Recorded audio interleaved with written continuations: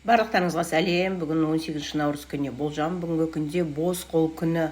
Көп істеген тірліктеріңіз барлығы бір босқа кетті, далаға кетті деуіңіз мүмкін.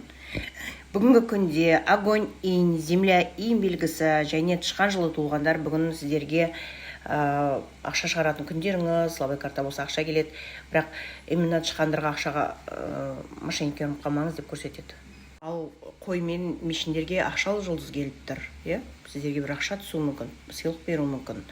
Ал қояндар бір нәрсеге қуануларыңыз мүмкін, өйткені сіздерге қуаныш, той жұлдыз келеді.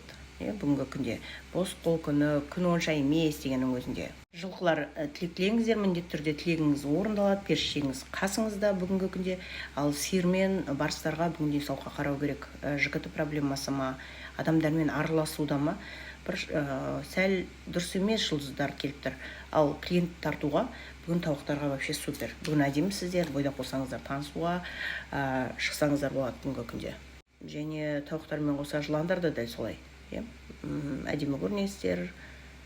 Вообще сататын заттарыңыз болса, либо прямой эфирге шығыңыздар, блогер болатын болсаңыз, жақсы қаралым жинайсыздар. Және металл, инь, ашуланбаймыз. Және итпен доңыз жылы туылғандар күнінде туылсаңыз ашуланбаймыз. Бүгін сіздерге стресс күн. Күндеріңіз сәтті өтсін.